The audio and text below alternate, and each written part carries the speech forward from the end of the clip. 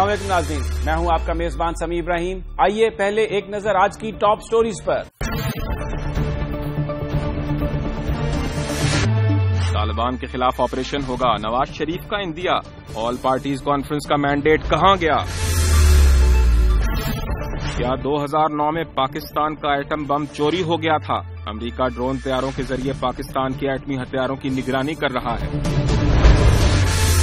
Cricket پر قبضے کے لیے بھارت، انگلینڈ اور آسٹریلیا کا گٹھ جوڑ، عالمی کرکٹ کو 3 ملکوں کی غلامی میں دینے کی سازش۔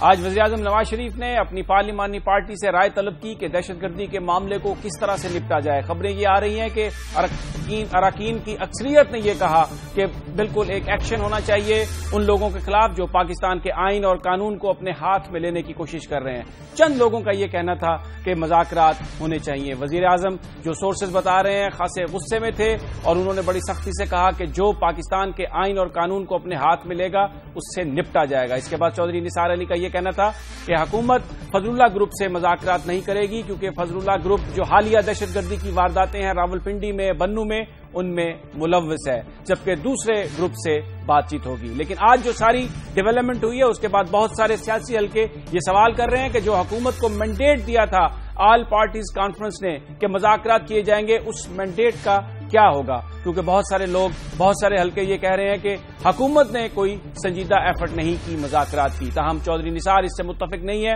ان کا یہ کہنا ہے کہ ان کے پاس حکیم اللہ محسود کے ہاتھ کی تحریر موجود ہے جس میں انہوں نے 2 نام کاٹ دیے تھے جو لوگ نیگوشیٹ کرنے والے تھے اور اپنی مرضی سے 2 نام شامل کیے تھے۔ حکومت اس پہ اگری تھی لیکن کیونکہ ان پر ڈرون حملہ ہوا اور تیسرا ہاتھ اپنا ہاتھ دکھا گیا جس کی وجہ سے مذاکرات نہیں ہوئے۔ آج جو کچھ ہوا، کس طرف پاکستان جا رہا ہے، اس پر ہم بات کریں گے۔ تحریک انصاف کے رہنما جناب عارف الوی بھی ہمارے ساتھ ہیں اور شہزاد چودھری جو ان معاملات پر نظر رکھتے ہیں اور پاکستان فوج کے پرسپیکٹو سے بالکل واقف ہیں، وہ ان سے ہم بات کریں گے۔ سب سے پہلے چلتے ہیں جناب ڈاکٹر عارف الوی کی طرف۔ السلام علیکم ڈاکٹر صاحب۔ وعلیکم السلام جناب۔ عارف صاحب، آج مسلم لیگ نون نے جو فیصلے کیے، خبریں آ رہی ہیں کہ شاید آپریشن کی بات ہو رہی ہے اور یہ کہا جا رہا ہے کہ ملا فضل اللہ گروپ سے بالکل مذاکرات نہیں ہوں گے۔ میرا سوال آپ سے یہ ہے کہ جو اے پی سی نے مینڈیٹ دیا تھا مذاکرات کا، اس کے حوالے سے اب کیا سچویشن ہوگی اور آپ کی پارٹی یہ ساری جو ڈیولپمنٹ ہے اس کو کس طرح سے دیکھ رہی ہے؟ اچھا، جو چودھری نثار صاحب نے جو ٹیلی ویژن پر بات کی، جو نیشنل اسمبلی میں بات کی، اس کے اندر مجھے یہ بات لگی نہیں کہ وہ مذاکرات سے پیچھے ہٹیں۔ مجھے تو یہ لگا کہ انہوں نے آج پہلی مرتبہ یہ ڈیفائن کیا کہ طالبان کے اندر مختلف گروپ ہیں۔ انہوں نے کہا کہ جی ایک گروپ ہے جس جو مولوی فضل اللہ کا ہے اور دوسرے کئی ایک ہیں جو میجورٹی میں، جو اس کے علاوہ ہیں، تو کئی ایک گروپ سے ان کے مذاکرات چل رہے ہیں۔ اور طالبان کا بھی آج کا جو اخبار کے اندر چھپا تھا کہ آفر موجود ہے کہ وہ مذاکرات کرنا چاہتے ہیں۔ تو میں سمجھتا ہوں کہ دیکھیے پاکستان ایز اے اسٹیٹ یہ آپشن چھوڑے نہیں جا سکتے، اور مذاکرات کے سلسلے میں ہونے میں یا نہ ہونے میں یہ ٹیلی ویژن پر جو گفتگو چل رہی ہے مسلسل، یہ معاملے کو پیچیدہ اور خراب بھی کر رہی ہے، اس معنی کر کے کہ سارے کارڈز اگر حکومت کے ٹیبل پر لائے جائیں۔ حالانکہ دیکھیے میں تو اپوزیشن میں ہوں مگر میں بھی پاکستانی ہوں، آپ بھی پاکستانی ہیں، ہم اور آپ چاہتے ہی ہیں کہ امن ہو، جس طرح سے بھی ہو۔ کہیں آپریشن سرجیکل پریسائز آپریشن کرنا پڑے تو وہ ہمیں بتایا جائے۔ اصل میں اس کا بلو بیک ہوگا کے پی کے صوبے کے اندر، ٹھیک ہے نا؟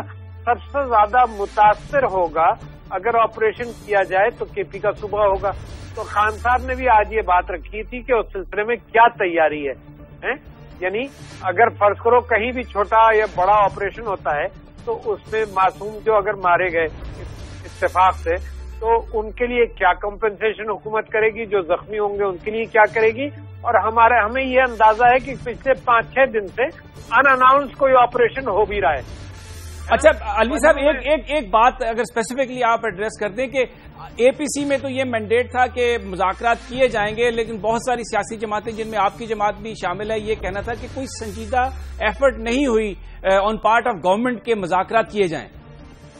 دیکھیے میں آج عمران خان صاحب نے بھی کہا اور میں بھی محسوس کرتا ہوں کہ چودھری نثار نے محنت بھی کی ہے اور اس کے اندر کمپلیکیٹنگ فیکٹرز بھی ہیں۔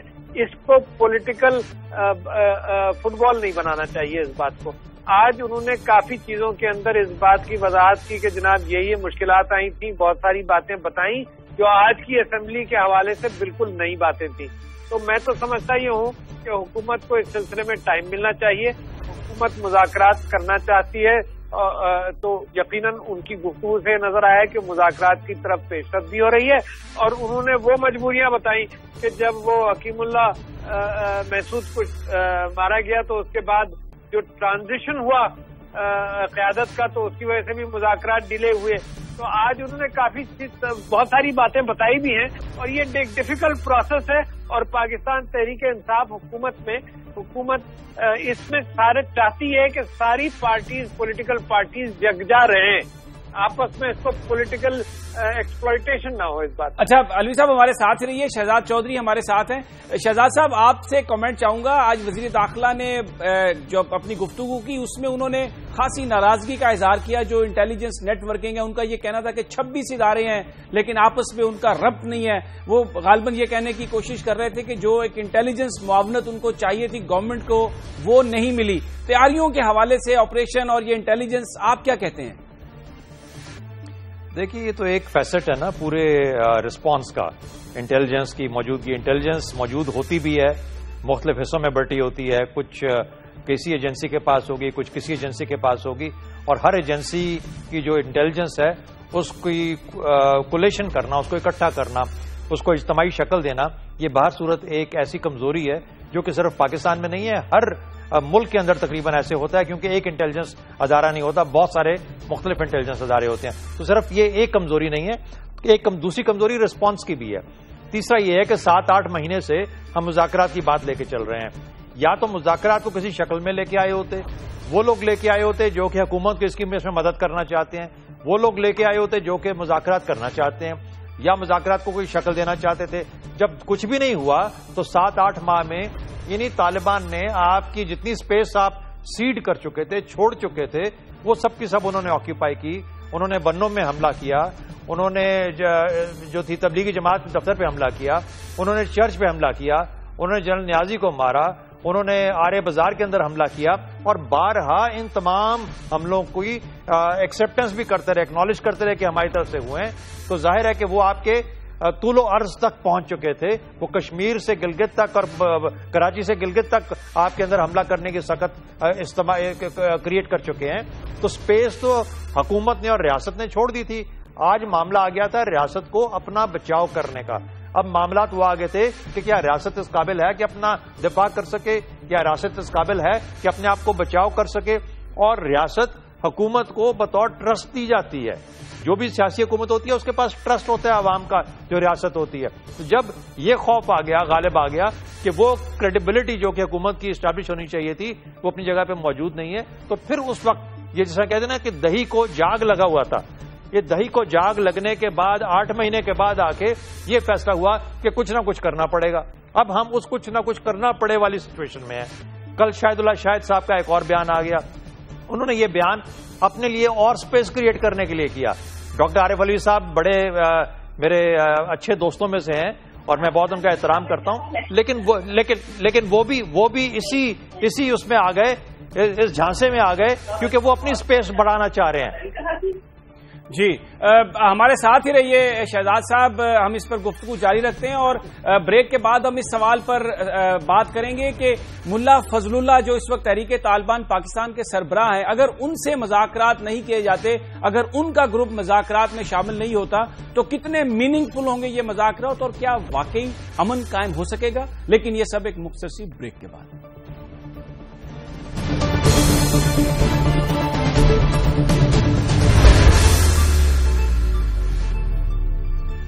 Welcome back. ہم بات کر رہے ہیں دہشت گردی کے خلاف پالیسی کی. آج وزیر اعظم نواز شریف نے بڑا اہم اجلاس بلایا اپنی پارٹی کا اور جس میں یہ فیصلہ کیا گیا کہ جو مذاکرات نہیں کرتے، پاکستان کے آئین کو نہیں مانتے، یقیناً ان کے خلاف کارروائی کی جائے گی. لیکن جو ایک اہم سٹیٹمنٹ تھی کہ ملا فضل اللہ گروپ کے ساتھ مذاکرات نہیں ہوں گے، وہ حالیہ بم دھماکوں میں ملوث ہیں اور وہ پاکستان کے ساتھ مذاکرات کرنے میں سنجیدہ بھی نہیں ہے. ہمیں جوائن کیا ہے جناب مولانا عبدالغفور حیدری نے، جو نواز شریف کابینہ کے رکن بھی ہیں، جمعیت علماء اسلام کے رہنما ہیں. غفور حیدری صاحب السلام علیکم. وعلیکم السلام مولانا غفور صاحب، یہ بیان کیجئے، آج بڑا واضح طور پر کہا ہے وزیر داخلہ نے کہ ملا فضل اللہ گروپ سے مذاکرات نہیں ہوں گے کیونکہ وہ مذاکرات نہیں چاہتے. یہ بیان کیجئے کہ آپ سمجھتے ہیں کہ تحریک طالبان پاکستان کا وہ دھڑا جس کے سربراہ ملا فضل اللہ ہیں، اگر وہ مذاکرات میں شامل نہ ہوئے تو امن قائم ہو سکتا ہے؟ یہ مذاکرات میننگ فل ہوں گے؟ جمعیت علماء اسلام کا ایک بڑا واضح موقف رہا ہے کہ طالبان سے مذاکرات ہی مسئلے کا حل ہے، اور گزشتہ دنوں جب آل پارٹیز کانفرنس ہوئی تھی تو اس کانفرنس میں بھی عسکری اور سیاسی قیادت سب نے متفقہ طور پر یہ طے کیا کہ مذاکرات ہونی چاہیے اور پہلی ترجیح کی بنیاد پر.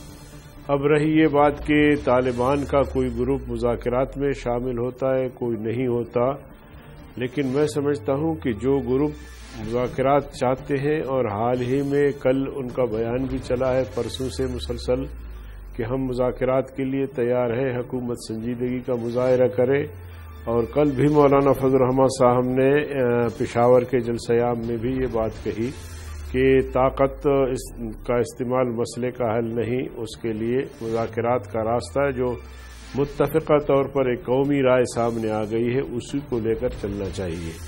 تو بہرحال حکومت کا حصہ ہم ضرور ہے، لیکن جمعیت علماء اسلام کا ان مسائل کے حل کے حوالے سے ایک اپنا نقطہ نظر ہے جو ہمیشہ کہتی رہی ہے اور قوم کے سامنے اپنا نقطہ نظر واضح کرتی رہی. اچھا مولانا، یہ بیان کیجئے سنجیدہ مذاکرات سے کیا مقصد ہے؟ یہ تو حکومت کہہ چکی ہے کہ ہم نے علماء کے ذریعے بھی رابطہ کیا، بہت سارے دوسرے لوگوں کو بھی پیشکش کی، لیکن کوئی مذاکرات ہو نہیں سکے. دیکھیں، مذاکرات کے لیے باقاعدہ مطلب وہ ایک فضا بنانی ہوگی، اور پھر میں سمجھتا ہوں کہ کسی سے کام لینے کے بجائے حکومت خود ان کے ذمہ دار اور جو لوگ مینڈیٹ جن کو ملنا چاہیے وہ لوگ جو ہے وہ مذاکرات کریں تاکہ اعتماد سازی بھی ہو اور طالبان بھی یہ سمجھے کہ ہاں جو مذاکرات اب ہونے جا رہے ہیں اور مذاکرات میں جو کچھ طے ہوگا ان پہ عمل درآمد بھی ہوگا. لیکن اس طرح کہ فلان صاحب کو ہم نے ہائر کیا ہے، فلان مولوی صاحب کو ہائر کیا ہے، تو میرے خیال میں اس طرح مسئلہ حل نہیں ہوگا، اور وہ بھی سمجھتے ہیں کہ شاید یہ وقت گزارنے والی بات ہوگی. شہزاد چودھری صاحب سنجیدہ اور جی مولانا ہمارے ساتھ رہیے. نیتی کا مطلب جی شہزاد چودھری صاحب، یہ بات تو اپنی جگہ پر یہ بات تو اپنی جگہ پر درست ہے کہ حکومت نے کوئی کمیٹی نہیں بنائی اور کوئی ایک سنجیدہ جو کوشش ہے وہ نہیں کی، اور بہت سارے لوگ یہ سمجھتے ہیں کہ اے پی سی میں یہ فیصلہ تو کیا گیا، حکومت نے یہ تاثر تو دینے کی کوشش کی کہ مذاکرات کر رہے ہیں، لیکن کوئی سنجیدہ کوشش نظر نہیں آئی مذاکرات کی. جی اس میں کوئی شک نہیں کہ حکومت کی طرف سے کوئی ایسا فریم ورک نہیں تیار ہوا جس کے تحت یہ اندازہ ہو کہ کن کنڈیشنز کے تحت حکومت مذاکرات کرے گی. جب بھی مذاکرات کیے جاتے ہیں کوئی نہ کوئی ٹائم لمٹ، کوئی نہ کوئی ایسی حدود و قیود لگائی جاتی ہیں جو کہ یہ باور کرائیں کہ یہ حکومت کی طرف سے یا کسی بھی اور ایک سائڈ کی طرف سے یہ لمٹس ہیں جس کے اندر رہ کے بات کی جائے گی. دوسری سائڈ اپنی یہ کچھ لگاتی ہے کنڈیشنز، ان کی طرف سے کنڈیشنز آئیں، لیکن پاکستان کی ریاست کی طرف سے، حکومت کی طرف سے کسی قسم کی کوئی کنڈیشن نہیں لگائی گئی، اور یہ کہا گیا کہ ہم انکنڈیشنل ٹاکس کے لیے تیار ہیں. 7 سے 8 ماہ تک کا عرصہ دیا گیا. اس 7 سے 8 ماہ کے عرصے کے اندر کسی قسم کی کوئی ایسی سنجیدہ ایفرٹ دوسری طرف سے بھی نہیں ہوئی، بلکہ جو کہ حکومت خاموش رہی اور مکمل طور پہ کسی قسم کا کوئی آپریشن نہیں ہوا، نہ فوج کی طرف سے نہ حکومت کی طرف سے. تو اس کا جواب یہ ہوا کہ پچھلے نواز شریف صاحب کی حکومت کے دور میں تقریباً 400 لوگ جو تھے، 400 لوگ وہ مارے گئے دہشت گردی کے حملوں کے اندر، پاکستان کے بے گناہ شہری بھی، فوجی بھی، باقی مائنورٹیز بھی، وغیرہ وغیرہ. تو اگر تو یہ مطلب ہے سنجیدگی کا تو پھر تو ٹھیک ہے، یعنی یہی طریقہ ہے اگر چلنے کا. تو پھر مقصد یہ ہے جیسا میں پہلے کہہ رہا تھا، اب وہ موقع آن پہنچا ہے جہاں پہ پاکستان کی ریاست کو یہ باور کرانا ہے کہ کیا وہ ریاست کے طور پہ ایگزسٹ کرتی ہے، اگر وہ ریاست کے طور پہ ہے تو اس کی کوئی رٹ کہیں پہ قائم ہے یا نہیں ہے، اور تیسرا یہ کہ اس کی کوئی اپنے لمیٹیشنز اور کوئی اس کی کیپیسٹیز بھی سامنے آ رہی ہیں کہ نہیں آ رہی. اس وقت ریاست بالکل دبکی ہوئی ایک کونے میں لگی بیٹھی ہے. اس وقت ریاست کا کوئی وجود نظر نہیں آ رہا تھا اور یہ خطرہ پیدا ہو گیا تھا کہ ریاست کا وہ رشتہ جو کہ اس کے شہریوں کے ساتھ ہوتا ہے اور تحفظ کے لیے ہوتا ہے وہ کمزور سے کمزور تر ہوتا جا رہا تھا. اگر اس سارے پیریڈ کے دوران میں چاہے مولانا فضل الرحمان صاحب کی پارٹی تھی، سمیع الحق صاحب تھے یا باقی تمام ایسے جو اکابرین ہیں جن کا کہ تعلق ان کے ساتھ بن سکتا تھا یا بنتا ہے، کیا انہوں نے کوئی ایفرٹ کی کہ حکومت کے ساتھ ان کے مذاکرات کا عمل کرایا جائے؟ مجھے لگتا ہے کہ انہوں نے بھی کچھ نہیں کیا. جی رکیے یہاں پہ شہزاد صاحب، کیونکہ غفور حیدری صاحب ہمارے ساتھ ہیں، بڑا اہم نقطہ یہ شہزاد صاحب نے اٹھایا ہے. مولانا حیدری صاحب بیان کیجئے گا کہ آپ اب تو حکومت کا حصہ ہیں، تو فوری طور پر کوئی سنجیدہ کوشش آپ کر سکتے ہیں؟ دیکھیں، ہم نے میاں نواز شریف صاحب سے ملاقات کی اور اس میں مولانا صاحب نے اس حوالے سے اپنے تجاویز بھی ان کے سامنے رکھے اور فرمایا کہ اس مسئلے میں تاخیر زیادہ نہیں ہونی چاہیے، تاخیر سے اور نقصانات کا اندیشہ بھی ہو سکتا ہے.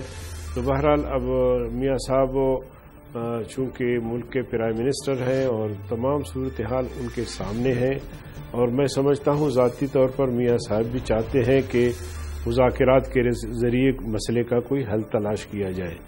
دیکھیے، جب تک یہ آپشن موجود ہے اور طرفین سے کبھی کبھار اس کا اظہار بھی ہوتا ہے کہ مذاکرات ہونی چاہیے، تو میں سمجھتا ہوں کہ یہ تو آپریشن کا آپشن تو بہرحال موجود ہے، اور یہ اس وقت ہونی چاہیے جب ہر طرف سے مایوسی ہو کہ اب مذاکرات نہیں ہو رہے یا مذاکرات کے لیے کوئی فضا نہیں ہے یا مذاکرات کے لیے طالبان تیار نہیں ہے. تو پھر یہ آپشن تو اپنی جگہ پہ کھلا ہوا ہے، اس میں کوئی ایسی رکاوٹ بھی نہیں ہے. لیکن ہم سمجھتے ہیں کہ جمعیت علماء اسلام سمجھتی ہے کہ طاقت کے استعمال سے نقصانات کا اندیشہ زیادہ ہے، اور خدا نخواستہ اگر یہ لوگ پورے ملک میں پھیل جاتے ہیں پھر اس کا کیا ہوگا. دوسری بات یہ ہے کہ ہمارے پڑوس میں افغانستان ہے، دنیا کی طاقتور فوج وہاں کارروائی کر رہی ہے، کارپٹ بمباریاں بھی ہوئی ہیں، لیکن 12 سال کے بعد وہ فوج بھی شکست کھا چکی ہے اور واپس جانے کے لیے جا رہے ہیں. اور اب وہ کرزئی جو ہے وہ امریکہ کے ساتھ اس معاہدے پہ دستخط نہیں کر رہا کہ اگر نیٹو کے افواج چلے جائیں گے تو پھر یہاں کہیں خانہ جنگی شروع ہو جائے گی. تو اس لیے حکمت کا تقاضا یہ ہے کہ اپنے ملک کے اندر جو مزاحمت کار ہیں جن کا تعلق قبائلی علاقوں سے ہے یا بلوچستان سے ہے، ہماری نظر میں پھر بھی مذاکرات ہی اس کا بہتر حل ہو سکتا ہے. بہت شکریہ مولانا غفور حیدری اور شہزاد چودھری صاحب. بہت اہم نقطہ مولانا غفور حیدری کا کہ مذاکرات ہی ایک ایسا آپشن ہے جس کے ذریعے آپ معاملات کو حل کر سکتے ہیں، وگرنہ جو اس وقت معروضی حالات ہیں پاکستان کے اور پاکستان کے ہمسایوں کے، یہ ایسا نہ ہو کہ یہ جو جنگ ہے یہ پھیل جائے، کیونکہ افغانستان میں ان کا یہ کہنا ہے 12 سال میں بھی جنگ کے ذریعے امن قائم نہیں ہوا. بہرحال کچھ لوگوں کا یہ کہنا ہے کہ حکومت نے مذاکرات کی بات تو کی لیکن کوئی سنجیدہ کوشش نہیں کی، اس لیے یہ کہنا کہ مذاکرات کامیاب نہیں ہوئے یہ غلط ہوگا، کیونکہ مذاکرات سنجیدہ مذاکرات کی کوئی کوشش ہی نہیں ہوئی. ناظرین، یہاں پر ہم لیتے ہیں ایک بریک، اور بریک کے بعد ایک نہایت اہم معاملہ امریکہ اور پاکستان کے درمیان اسٹریٹجک مذاکرات ہو رہے ہیں. ان مذاکرات میں کیا ڈسکس ہوگا، لیکن امریکی میڈیا یہ کہہ رہا ہے کہ جو ڈرون حملے استعمال ہوئے پاکستان میں وہ صرف حملوں کے لیے نہیں استعمال ہوئے، وہ ڈرون طیارے پاکستان کے جو نیوکلیر ایسٹس ہیں ان کی جاسوسی بھی کرتے رہے، اور آج یہ معاملہ واشنگٹن ڈی سی میں ڈسکس ہو رہا ہوگا کہ آگے جا کر سرویلنس کا نظام کس طرح سے ہو. لیکن اس پر بات کریں گے ایک بریک کے بعد.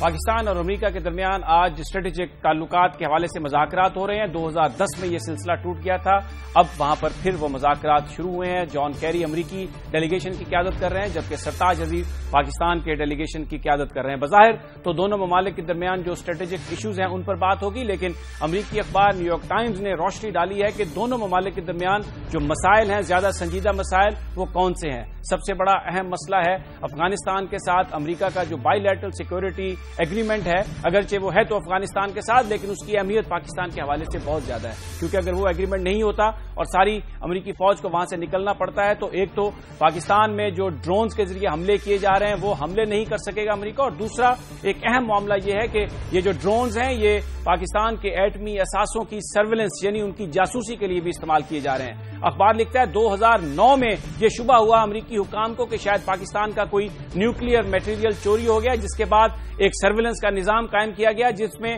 ان ڈرونز کے ذریعے جاسوسی کی جاتی ہے، اور یہ سارے کا سارا نظام افغانستان سے آپریٹ ہوتا ہے۔ اور آج جو بڑا ایک اہم معاملہ ہے امریکہ اور پاکستان کے درمیان وہ یہی ہے کہ اگر یہ سارے کا سارا نظام وہاں سے پیک ہو گیا، کوئی امریکی فوجی نہیں ہوا، تو سرویلنس کا یہ نظام گویا پاکستان کے جو ایٹمی اثاثے ہیں ان کی جاسوسی کا نظام کس طرح سے آگے بڑھے گا۔ آج اس حوالے سے ہم گفتگو کریں گے۔ ہمارے ساتھ موجود ہیں جناب خورشید محمود قصوری، پاکستان کے سابق وزیر خارجہ۔ السلام علیکم قصوری صاحب۔ جی وعلیکم السلام۔ قصوری صاحب، یہ نیو یارک ٹائمز کی رپورٹ ہے، سرتاج عزیز وہاں پر ہیں، پہلے تو یہ بیان کیجئے گا کہ یہ چیلنجز کیا ہیں اور پھر اس پر کامنٹ کیجئے جو نیو یارک ٹائمز نے پاکستان کے ایٹمی اثاثوں کی جاسوسی کے حوالے سے کہا ہے۔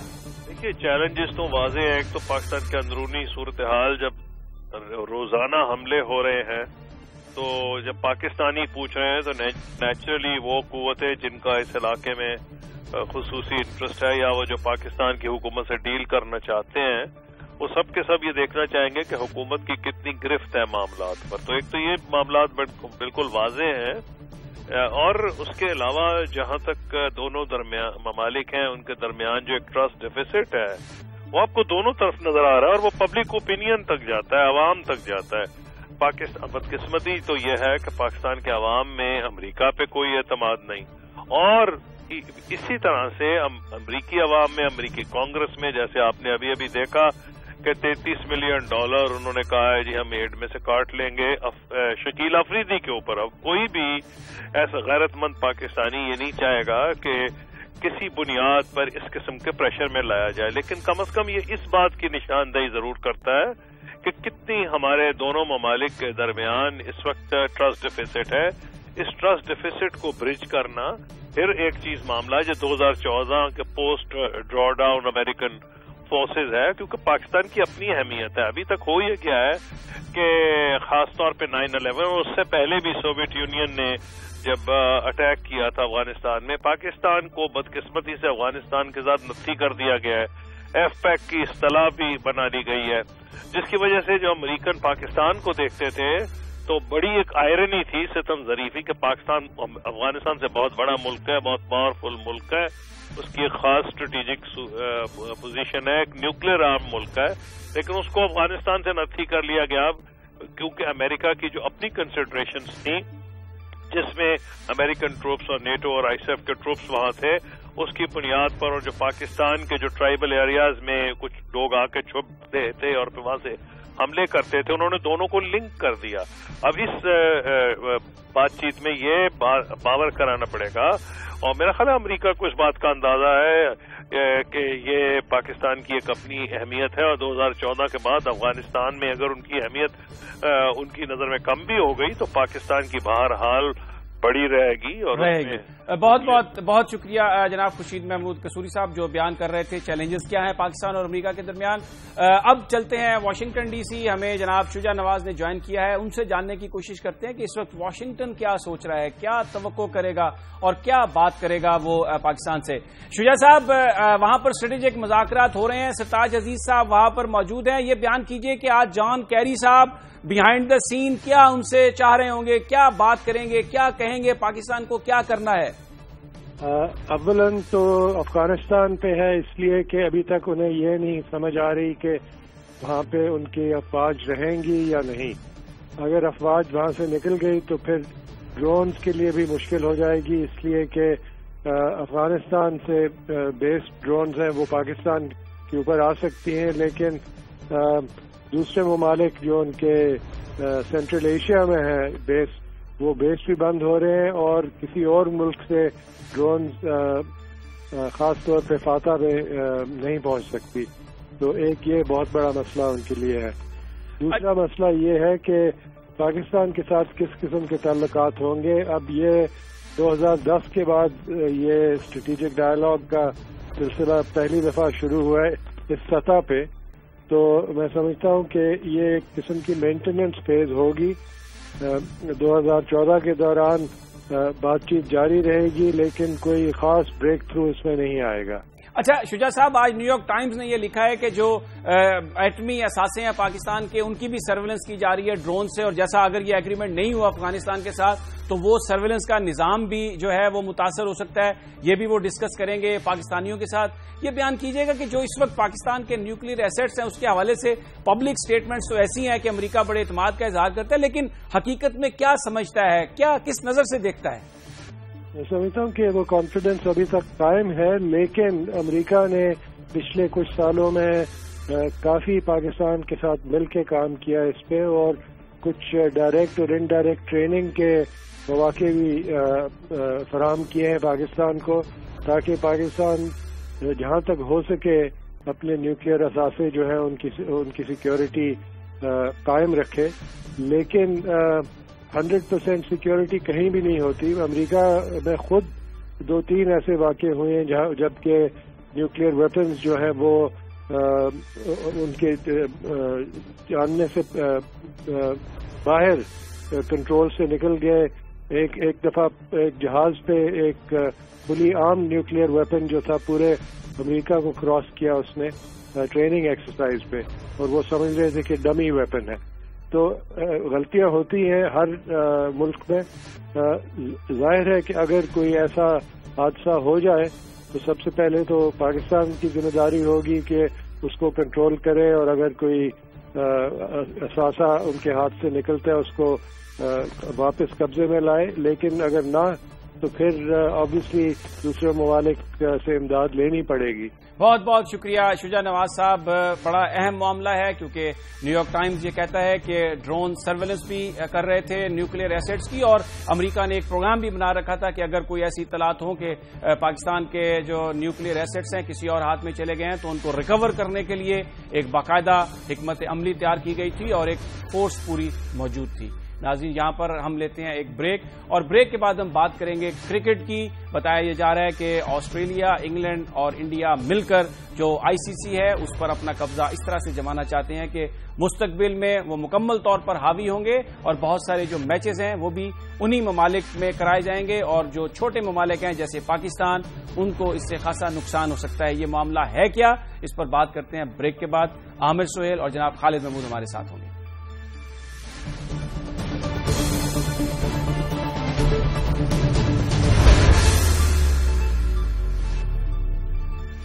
کل دبئی میں ہونے والے آئی سی سی کے اجلاس میں اس بات کا امکان ہے کہ ایک نئے پلان پر ڈسکشن ہوگی. اگر وہ پلان منظور کر لیا گیا تو اس میں انڈیا، آسٹریلیا اور انگلینڈ کو مکمل کنٹرول حاصل ہو جائے گا آئی سی سی پر. مستقبل کے جو اکثر میچز ہیں، زیادہ تر میچز جو ہیں انہی ممالک میں ہوں گے، اور یہی تمام فیصلہ کرنے کے پابند ہوں گے. اس کے ساتھ ساتھ یہ بھی بتایا جا رہا ہے کہ یہ تینوں ٹیمیں جو ہیں یہ ہر انٹرنیشنل ایونٹ میں شرکت کرنے کی مجاز ہوں گی، جبکہ دوسری جو ٹیمیں ہیں ان کا فیصلہ ان کی پرفارمنس کی بنیاد پر کیا جائے گا. بہت سارے لوگ یہ کہتے ہیں اگر یہ پلان منظور ہو گیا تو اس پہ ان 3 ممالک کی ایک مکمل ہیجمنی ہو جائے گی، جس سے کرکٹ کو نقصان ہوگا، کرکٹ پھیلنے کی بجائے محدود ہو جائے گی. بتایا جا رہا ہے کہ نیوزی لینڈ نے تو اس پلان کو اوکے کر دیا ہے، بنگلہ دیش بعض تبدیلیوں کا مطالبہ کر رہا ہے، جبکہ اس وقت پاکستان اور ساؤتھ افریقہ اس کی مخالفت کر رہے ہیں. یہ سب کیا ہونے جا رہا ہے اس پر آج ہم بات کریں گے. پی سی بی کے سابق چیئرمین جناب خالد محمود ہمارے ساتھ ہیں اور عامر سہیل ہمارے ساتھ ہیں. سب سے پہلے خالد محمود صاحب یہ بیان کیجیے گا کہ یہ جو اس وقت ہو رہا ہے اس سے کرکٹ کو نقصان کیا ہوگا؟ دیکھیے جی، پہلا نقصان تو یہ ہے کہ جو برابر کی سطح پہ سارے ممبر تھے وہ نہیں رہیں گے، یعنی تاریخ کا پہیہ جو ہے پیچھے کی طرف پلٹ جائے گا. ویٹو پاور کسی زمانے میں تھی آسٹریلیا اور انگلینڈ کے پاس، اور بڑی محنت سے، بڑی کوشش سے، بڑے احتجاج کے بعد وہ ویٹو پاور ان سے واپس لی گئی کہ یہ بڑی زیادتی کی بات ہے، اور انہوں نے تسلیم کیا تھا کہ سب کو برابر کی بات کرنے کا حق ہونا چاہیے. ایک تو یہ نقصان ہوگا کہ ہم تاریخ میں پیچھے لوٹ جائیں گے، ادارے آگے کی طرف جاتے ہیں، ہم پھر ایک غیر جمہوری، آمرانہ اور سامراجی نظام کی طرف لوٹ جائیں گے. سب سے پہلا جو نقصان ہے وہ تو یہ ہے. اور پھر یہ دیکھیے نا کہ ایک وہ ممبران ہوں گے جو بااختیار ہوں گے، وہ پریولیجڈ ہوں گے. ایسے سمجھیے کہ جو انڈیا میں ذات پات کا نظام ہے وہ ICC میں آ جائے گا. وہاں پہ کچھ ممبر ہوں گے جو برہمن ہوں گے اور کچھ ممبر ہوں گے وہ شودر ہوں گے جن کے پاس کوئی اختیار نہیں ہوگا. اس کے بعد اگلی بات پیسوں کی تقسیم کی ہے. ICC کا چارٹر کہتا ہے کہ کرکٹ کی پروموشن کریں, ڈیولپمنٹ کریں. یہاں پہ بات ہی الٹی ہو رہی ہے. بات الٹی یہ ہو رہی ہے کہ جی چونکہ وہ کمپنیاں جو ICC کو پیسے مہیا کرتی ہیں اسپانسرشپ کے ذریعے, ٹیلی ویژن رائٹس کے ذریعے, مارکیٹنگ کے ذریعے, ان کا اکثر کا تعلق چونکہ انڈیا سے ہے, انگلینڈ سے ہے, ان ملکوں سے ہے, 80% وہ کنٹریبیوٹ کرتی ہیں. لہذا پیسوں کی تقسیم بھی اسی ریشو سے ہونی چاہیے. انڈیا کو تقریباً 21% شیئر کا مطالبہ کر رہا ہے. یہ بھی بڑی غیر منصفانہ بات ہے. اس میں یہ دلیل ہی بے بنیاد ہے. دیکھیے نا کہ جو کمپنیاں اسپانسرشپ لیتی ہیں یا کوئی دوسرے رائٹس خریدتی ہیں, دوسرے حقوق خریدتی ہیں, وہ بڑی سوچ سمجھ کر یہ کرتی ہیں. اس کے بدلے میں ان کو فائدے ملتے ہیں, اس کے بدلے میں ان کو مائلیج ملتی ہے. کسی کرکٹ بورڈ کا, چاہے وہ انڈیا ہو, انگلینڈ ہو, آسٹریلیا ہو, اس میں کوئی عمل دخل نہیں, کوئی ان کا کریڈٹ نہیں ہے. یہ سارا پیسہ اکٹھا کرتی ہے ICC کی مارکیٹنگ جو مشینری ہے وہ اکٹھا کرتی ہے. تو لہذا کسی کا یہ کہنا کہ چونکہ جی یہ وسائل ہمارے ملکوں سے آتے ہیں, ہمارے ذریعے سے آتے ہیں, لہذا ہمیں زیادہ دیا جائے, یہ غلط بات ہے. ICC کا آبجیکٹو کرکٹ کی ڈیولپمنٹ ہے, پروموشن ہے. اس میں اصل اصول یہی ہے کہ نیڈ کی بنیاد پر, ضرورت کی بنیاد پر, جن ملکوں میں زیادہ فنڈنگ کی ضرورت ہے وہاں پر زیادہ دیے جانے چاہیے. خالد صاحب ہمارے ساتھ ہی رہیے. میں عامر سہیل صاحب کو گفتگو میں شریک کرتا ہوں. عامر صاحب, کچھ لوگ یہ کہہ رہے ہیں کہ یہ بڑا پاکستانیوں کو جذباتی ہو کر نہیں سوچنا چاہیے, یہ پاکستانیت کا معاملہ نہیں ہے, پاکستان کو بھی فائدہ اس سے ہوگا, پیسے بڑھ جائیں گے, پاکستان کو اس کی اجازت دینی چاہیے. دیکھیں, سب سے پہلے تو ہمیں اسکولوں میں بھی سکھایا گیا ہے, گھر سے بھی یہی سکھایا گیا ہے, اور جن بڑوں کے ساتھ ہم لوگ بیٹھے ہیں انہوں نے ہمیں یہی سکھایا ہے کہ آپ پرائیڈ کو پیسے کے ساتھ بارٹر نہیں کر سکتے. اب جن کے گھروں میں یہ چیز نہیں سکھائی, جن کے گھروں میں پیسے امپورٹنٹ ہیں اور پرائیڈ امپورٹنٹ نہیں ہے, وہ تو اسی طرح کی بات کریں گے. اور جن کے استاد بھی ٹھیک نہیں رہے تو وہ تو یہ بات کریں گے. پرائیڈ کو آپ بارٹر نہیں کر سکتے. Simple as that. اچھا, یہ اب پاکستان کے پاس آپشنز کیا ہے؟ دیکھیں, پاکستان کے پاس آپشن یہ ہے کہ کاؤنٹر اس کے اوپر پروپوزل رکھا جائے. اگر انڈیا کو زیادہ گھاس کھانے کی ضرورت ہے تو ان کو یہ بتانا چاہیے کہ بھی ٹھیک ہے, اگر آپ کی جو یہ جتنی بھی انکم آ رہی ہے اس کو اس طرح کر لیتے ہیں, جو ٹیمیں نمبر 1 ہوں گی ان کا زیادہ شیئر ہوگا, رینکنگ کے حساب سے کر لیتے ہیں. اگر جو پچھلا جو نظام ہے اس میں تھوڑی سی ایڈجسٹمنٹ کرنے کی ضرورت ہے وہ کر لیں, لیکن یہ نہیں ہو سکتا کہ آپ کریں. دیکھیں, یہ جو 3 ملک سوچ رہے ہیں کہ ہم ایکسٹریم پاور لیں گے, اگر نہ ہوا تو ہم نہیں کھیلیں گے. میں آپ کو ایک بہت بڑی اگزامپل دیتا ہوں. وہ یہ ہے کہ ایک تو ایشز سیریز جو ہے وہ ہر 2 سال کے بعد کھیلی جاتی ہے. اس کے بعد آپ دیکھیں کہ پاکستان اور انڈیا کی سیریز کافی دیر بعد ہوتی تھی تو اس کی اٹریکشن بہت زیادہ ہوتی تھی. لیکن آپ کو یاد ہوگا 2003 آنورڈز پاکستان نے انڈیا کے ساتھ یہ کہ دیگرے کافی سیریز کھیلی, اس کے بعد اس کا چارم جو ہے وہ ڈائلیوٹ ہونا شروع ہو گیا. تو اگر یہ 3 ملک سمجھتے کہ ہم آپس میں کھیل کے سارا کچھ جو ہے وہ پوری دنیا کی نظریں اپنے اوپر لیں گے, لیٹ دم ٹرائی. باقی ملکوں کو فرم رہنا چاہیے. بنگلہ دیش بھی اب سوچنے پہ مجبور ہو گیا, زمبابوے بھی اس کے اگینسٹ آ رہا ہے. تو میرا خیال ہے کافی ٹف ٹائم ملے گا یہ 3 ملکوں کو. اچھا خالد محمود صاحب, اس وقت جو ہمارے PCB کی حالت ہے, ایک چیئرمین جو پرانے تھے کورٹ کے آرڈر سے وہ بحال ہو گئے ہیں, ابھی پھر ان کے خلاف سپریم کورٹ میں اپیل بھی چلی گئی. ایک بڑا عجیب سا ماحول ہے ہمارے ہاں PC میں بھی. یہ جو صورتحال ہے اس کو مد نظر رکھتے ہوئے آپ سمجھتے ہیں کہ پاکستان کوئی اسٹرانگ پرپوزل دے سکتا ہے ساؤتھ افریقہ کے ساتھ مل کر, یہ جو سارا آفینسو ہے انڈیا, انگلینڈ اور آسٹریلیا کا, اس کو کاؤنٹر کر سکتا ہے؟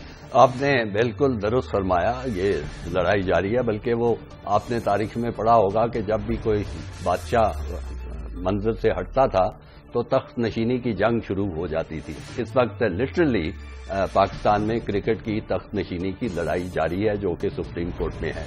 تو یہ تو بات بالکل طے شدہ ہے, تسلیم شدہ ہے کہ اس صورتحال میں کرکٹ بورڈ کی اتھارٹی خاصی ڈائلیوٹ ہوئی ہے. اب دیکھیے نا, یہ میرا خیال ہے 9 جنوری کو میٹنگ میں یہ جو تجویز تھی اس کا ڈرافٹ پاکستان کرکٹ بورڈ کو پہنچا تھا. ہونا تو یہ چاہیے تھا کہ وہیں اس پہ گفتگو شروع ہو جاتی, ان تجاویز کو پبلک کیا جاتا, اس پہ رائے عامہ سمجھی جاتی کیا ہے, اس پہ دوسرے کرکٹ بورڈ سے گفتگو کی جاتی. کوئی ایسا معاملہ نہیں ہوا. اگر ہوا بھی ہے تو کم از کم ہمارے علم میں نہیں ہے. اب دیکھیے, جن ملکوں نے یہ تجویز پیش کی ہے وہ تو بڑی اس کے حق میں ایکٹیو لابی کر رہے ہیں. اب یہ جو انڈیا کی بات ہے ہمارے ساتھ کہ جی ہم آپ کے ساتھ نیوٹرل وینیو پہ سیریز کھیلنے کو تیار ہیں, وہ بھی ایک ترغیب کا اور اسی تجویزوں کا حصہ ہے. اسی طرح انگلستان کی طرف سے بھی ایسی تجاویز آ رہی ہیں. تو کیا وجہ ہے کہ پاکستان ان کرکٹ بورڈز کے ساتھ ابھی تک رابطے میں نظر نہیں آتا, جیسے جنوبی افریقہ ہے جنہوں نے واضح موقف اختیار کیا ہے, سری لنکا ہے جنہوں نے اس پر تحفظات کا برملا اظہار کیا ہے. تو پاکستان کو تو بڑی نیٹ ورکنگ کرنے کی ضرورت ہے. سارے کرکٹ بورڈ جو کہ ان کی طرح سوچتے ہیں ان کو اکٹھا کرنے کی ضرورت ہے اور بڑا تگڑا سٹینڈ لینا چاہیے. یہ بات بڑی فضول ہے کہ جی آپ یہ تجویز مان لیں چاہے آپ اس پہ متفق ہیں یا نہیں اور اس کے بدلے میں آپ انڈیا کو سپورٹ کر دیں. اب یہ تو ووٹ بیچنے والی بات ہے. آپ کو پتا ہے کہ آج کل کے زمانے میں جو ووٹ بیچے وہ بڑی غیر اخلاقی غیر قانونی حرکت ہے. جی خالد صاحب بالکل آپ کا پوائنٹ آ گیا. اچھا عامر صاحب وقت بہت کم ہے, لاسٹ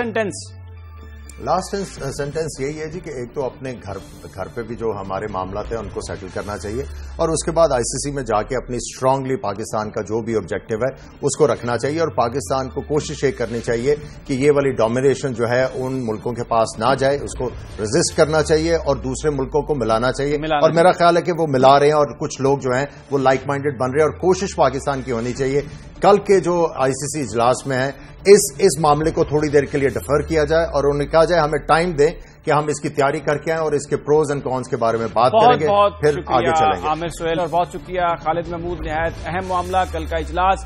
درست فرمایا عامر سہیل نے کہ پاکستان کو کوشش کرنی چاہیے کہ یہ معاملہ ڈیفر ہو جائے اور خالد محمود صاحب کا یہ کہنا بھی بالکل درست تھا کہ اگر آپ کے گھر میں لڑائی پڑی ہو تو یقیناً دشمن اس سے فائدہ اٹھاتے ہیں. ناظرین یہ تھا آج کا پروگرام. کل پھر آپ سے ملاقات ہوگی ٹاپ سٹوری میں. تب تک ہمیں اجازت دیجیے. اللہ نے کے بعد.